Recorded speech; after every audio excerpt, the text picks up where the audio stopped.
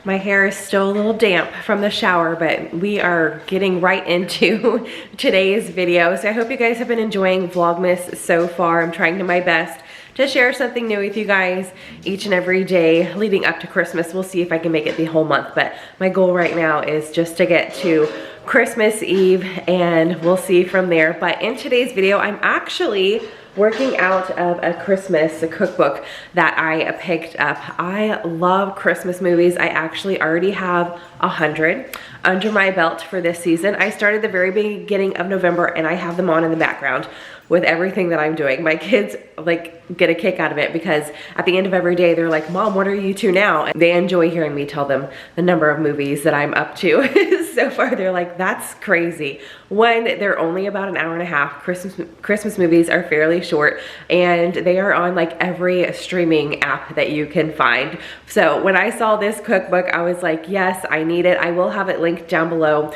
but it is full of recipes with the inspiration from Christmas movies, and each recipe actually tells you the Christmas movie that they pulled it from and a little synopsis of the movie. So I thought that was really cool. So again, I'll have it linked down below, but I'm making quite a few. I think I had a total of 4 in here that I wanted to make. So let's go ahead and get right into them. So here's the cookbook that we are working out of. I've got a few different recipes dog-eared in here, and I was gonna keep them in order of the book, but I'm just gonna go in the order that I make them. So it is dinner time and I am feeling soup. So we are gonna make Carlo's potato and sausage soup. This is on page 25, and because it's a recipe in a cookbook, I'm just gonna show you guys like the ingredients that I'm putting in it and how it turns out. But if you guys want like the exact measurements or anything like that, I will have the link to this book in the description box. So let's go ahead and whip up some soup for dinner. All right, I've got some butter melted in my little Dutch oven here, and I'm adding in sausage, onion, and celery. And the sausage that I'm using is Trader Joe's Unexpected Cheddar sausage. It's been in my freezer for a little bit, so I'm glad to have a reason to use it up and get that out of there. So I'm just gonna heat this up, get my onions nice and soft. Adding in some flour. Okay, next going in is some green onions and parsley. Also a little bit of pepper and basil. The recipe does call for chicken broth. I have bouillon, so I'm adding in some water. And then I've got my better than bouillon here, and I'm gonna add some of that in.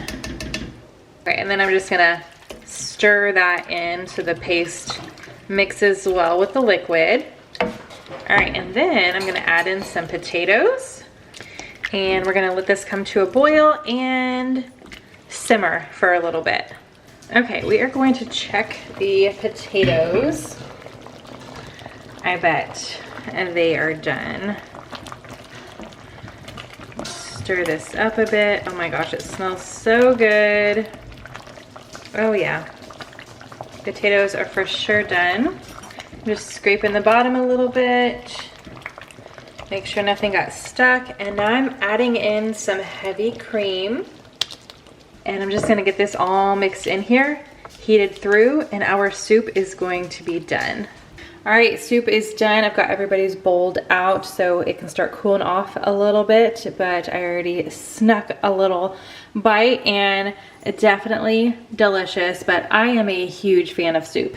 So I haven't really tried a soup or made a soup that I haven't liked yet. So I knew I would like this one with the sausage and potato. So we're gonna go ahead and dig in, but I'll be right back with you guys because I have a few more recipes that I wanna share out of this cookbook.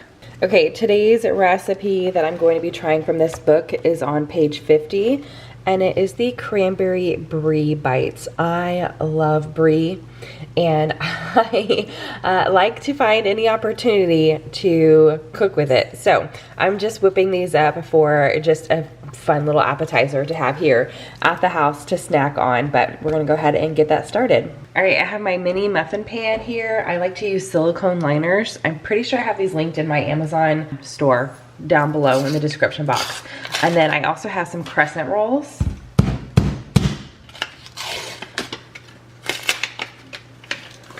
And what I'm going to do is I'm just gonna roll out the entire sheet, kind of pinch the edges together, and then cut these into small little squares to put into my mini muffin tin.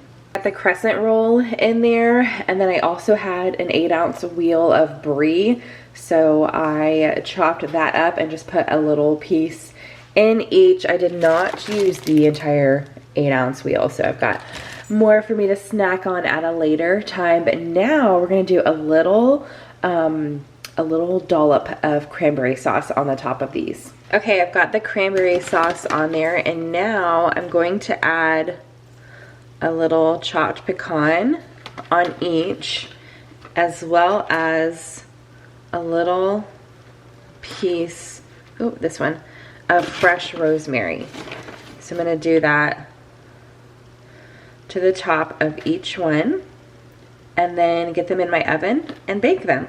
Oh my gosh, these are so cute. I've made various different recipes like this, but I've never added rosemary, and the smell is just so enticing that I'm definitely gonna make these again. I'm hosting Christmas dinner at my house, and I am gonna be using these. I think I'm gonna pick up, I really love the silicone just because they're easy to wash for here at the house, but I am going to pick up either all white or maybe red and green little mini muffin cups, and just for the holiday season. I think those are going to be really pretty. But yum yum, smells really good. And like I said, I love anything Brie, so I know these are going to be delicious. For a snack today, I'm going to be making 2 things from this cookbook. The first one on page 18, a Very Merry Chex Mix Up. So let's go ahead and get this one started. I've got a large bowl here, and sorry about my voice. I don't know how that's coming across on camera just yet until I sit down to edit, but I am losing my voice. Allergies are kicking my butt right now. But I'm going to be adding in some Rice Chex cereal, some mini marshmallows, and some mini pretzel twists. And now for some white melting chocolate. I'm gonna add this in here. Ooh, this bowl is warm. Okay, I'm just gonna mix this until everything is nice and coated. I've got a cookie sheet lined with wax paper, and I'm just gonna pour this on top. Okay, spreading it out. And this is a really big hole on my sprinkle container here. So I like to just pour a little on my hand and kind of sprinkle it on top, but we're going in with some red, white, and green sprinkles. Okay, that looks good. We're gonna let this set and harden up a little bit. Got kiddos finishing up some household chores, so hopefully that's not too loud in the background, but I wanna finish these up as well. I've got my mixture. Once it's set, I put it in a baggie. The cookbook actually says to like put it in one large bag. I mean, the biggest I have is a gallon, and that was too much. So I'm doing it in 2 parts. I actually already did the first part, and I just put it back into the bowl. But what we're doing is we are adding just a little coating on here. So I'm adding into my bag a little powdered sugar. And once it's set on the cookie sheet, I just kind of broke it apart and threw it in the bag. And then we've got some M&Ms. I'm just gonna close the top, leave all the extra air in there, and give it a good shake. So like I said, I already have half of the mixture in there. I already did this to it, but adding the rest just into my bowl. All right, we've got a yummy and a festive Chex Mix to snack on. Okay, to go with the snack that we whipped up, that Rice Chex Mix, I'm gonna make some hot chocolate. So this salted caramel hot chocolate sounds really good on page 9. So I'm gonna make that to go with the afternoon snack for the kiddos. We are going to start with warming up some milk on the stovetop. Okay, my milk is starting to bubble a little bit, so I'm going to add in some chocolate chips and some salted caramel sauce.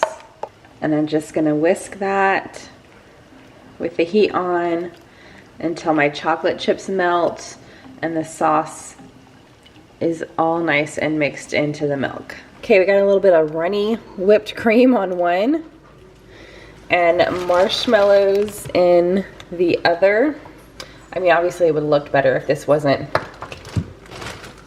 if we haven't had it for a little while, but the kids are still going to enjoy it. And then I'm gonna add a little bit of the salted, here it is right here, sea salt caramel is what I picked up. Add a little bit more of that on top.